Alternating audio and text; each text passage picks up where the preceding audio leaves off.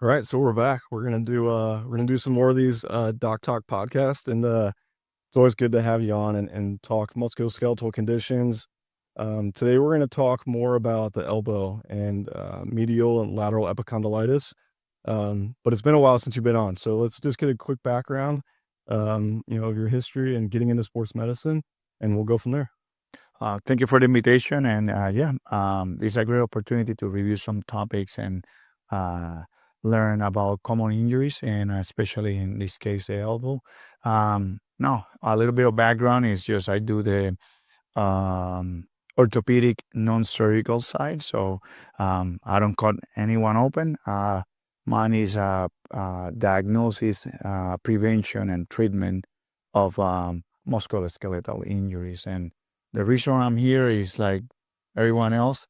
We have the dream to be the top of the top level of sports, and maybe wasn't as talented, but I still part of the team, and I like to be involved in all the sports related activities and injuries and population. So That's awesome. Yeah, I mean, you do such a good job with taking care of patients and helping them get to the root cause of what they're dealing with, and definitely appreciate you for helping us in our practice as well. So, um, let's go ahead and get into it. All right. So, like I said, we're going to talk about medial and lateral epicondylitis, elbow pain in general. These injuries are typically things that happen over time. It's kind of like a degenerative injury, right? Where these tendons become overused, there's too much strain or stress put on them. When these people walk into your clinic, what do you typically see with these types of discomforts, pains, musculoskeletal inflammations there? there are two typical kind of background patient. Um, those are the acute or the chronic. Some come here because they are in the middle of the at least they are in the middle of the season, and they are just concerned that something is not working well, and they want to know if they want to push or not. And those are more the acute, and then more the kind of chronic one that they tried multiple things, nothing is working, and they want some advice. Okay. So diagnostic wise, is there certain tests that help you roll in these conditions? Yeah, so the first thing is the history is everything. Uh, they tell you the location where the pain is, the kind of activities that they are doing, for how long, one specific, what triggers it, and those are little points that get me to like this is what I'm dealing with. Um, and then my diagnosis mainly is clinical. I need to do some testing, see range of motion, strength, and what are the deficits. Once I do that, I have a bigger picture of what are those deficits and how aggressive or non-aggressive my treatment need to use. Right. I think it's also important, even though these conditions are termed tennis elbow and golfer's elbow, these usually just don't apply to those people who are playing those sports. It can be anybody. It could be people who are doing CrossFit. It could people who sit at a desk all day. So it doesn't just localize to those specific athletes. This is more of just like we said, a broader degenerative type of issue in the elbow or the tendons of the elbow that become irritated over time. Um, okay, so are you using any type of imaging with these types of conditions? So usually the diagnosis could be without imaging. However, it's very useful to add the imaging. I do occasionally an X-ray to see if there is any added arthritis or degeneration. Sometimes there are spurs, and actually there are some cases that they have calcific tendinopathy, which is completely different to just only repetitive movement. So I utilize that. That's one. Two, I can use an ultrasound. Ultrasound allow me to see the integrity of the tendon, and like you say, if something degenerative will look different than something acute. Because the tendon structure change. So those are my main two goals.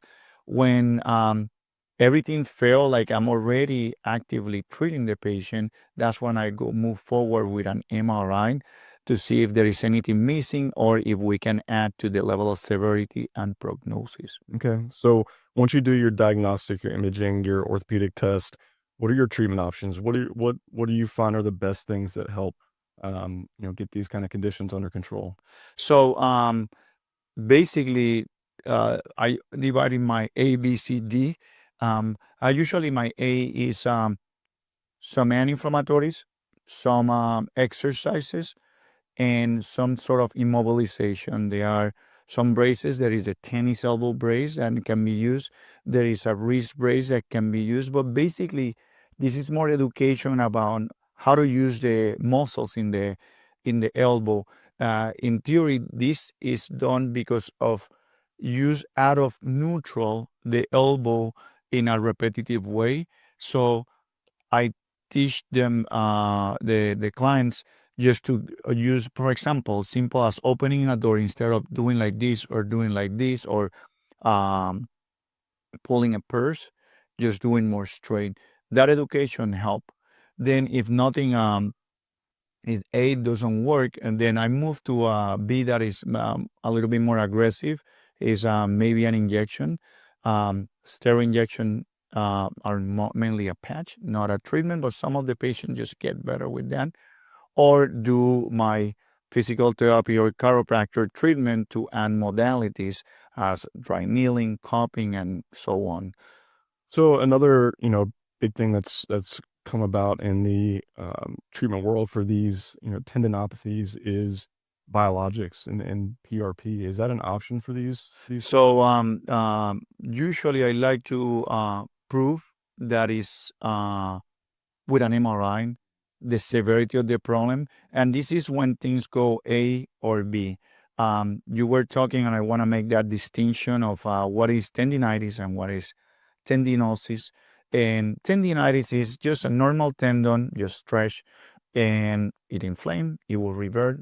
That's fine. That the healing time is about 2-3 weeks. It will be better. However, when you get to a little more severe, more chronic, we call tendinosis. So definitely it's an accumulation of the tendinitis, but it gets to the point that instead of healing like this, the fiber heals like this and it's like scar. Yeah, there's That like a disorientation of the fibers, right? that scarring behave as a partial tear, and actually if it go further it can partially be torn, and that's what I use other diagnostic imaging like the ultrasound or the MRI to see the severity and use biologics. So what is biologics? Biologics basically is using the cells of your body, which it could be the platelets, and that's I will focus on that because that's good enough.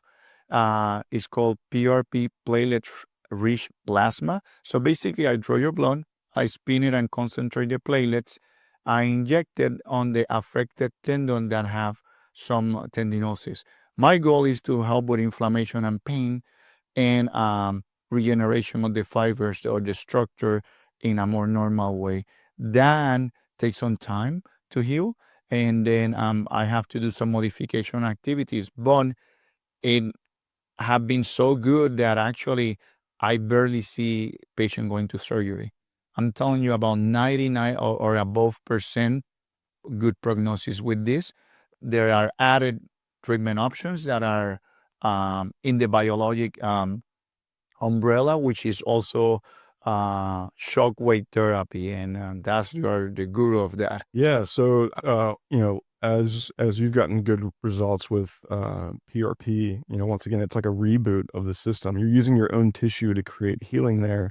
It might take a little longer, but at least we're, allowing those tissues to feel that cellular to get that cellular regeneration through its own type of biologics. But shockwave, it's another reboot to that area, right? We're stimulating blood flow, we're getting collagen reorganization. As you said, that collagen of those tendons start to become disorganized over a long period of time when those symptoms continue to occur, right? So that's where that degeneration of those tissues start to come from. So if we can reorganize that collagen and allow for increased blood flow to those tissues, it's going to accelerate the healing process. So shockwave's been a great tool for us to use for these, these tendinopathies, things that have been occurring for a long period of time, just to help reboot that, get people, you know, reduced pain and allow them to start building back some eccentric, isometric exercises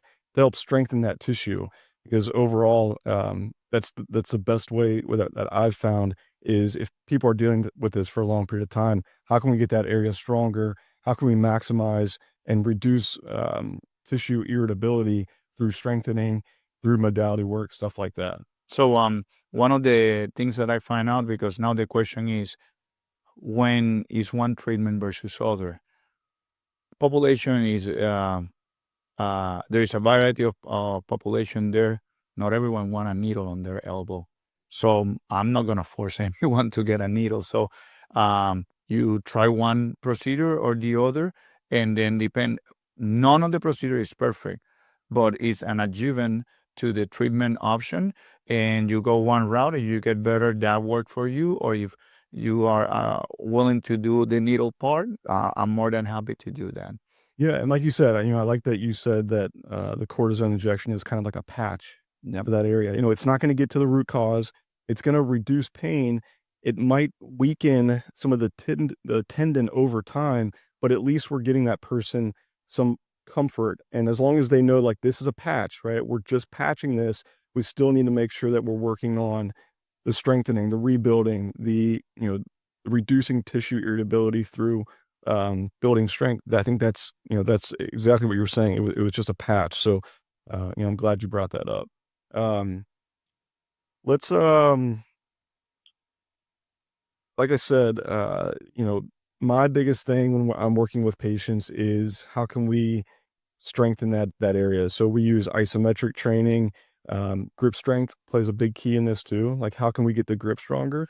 And that's something that you see as well too. Is these people have weakened grip strength when they are dealing with Yeah. this pain? So they are is multidisciplinary, and actually we get involved in a lot of conversation when we are treating elbow, because I think elbow is just one of the parts of the problem, because you can have weakness going above and below, and its technique is biomechanics. So it's selectively to the activity that the client is interested or is performing. Like, let's put two different cases completely isolated. We have a tennis player. Um, why tennis elbow actually is called tennis elbow? So basically, it comes from the ball coming at a certain speed, and with some resistance coming this way, and we need to change that spin and going to the opposite side on a backhand. So doing that movement, get the tendon that is anchored on the outside, which is lateral, and that's what we call lateral epicondylitis or tennis elbow. Control the extensor, and we are trying to get the racket to the opposite side. That trauma increased the irritation over time on that lateral aspect of the elbow. So if we can strengthen the shoulder, if we can get that wrist under control, then the movement go up, fully. Also core and leg. So if we combine that, we use the whole body as one piece rather than moving pieces that are weak links. So that's kind of the ideal biomechanics reasoning about this. Now let's put the opposite case. We have, and I have very close friends that they don't play tennis, they don't play any racket sport, but they work from home, and they are very athletic.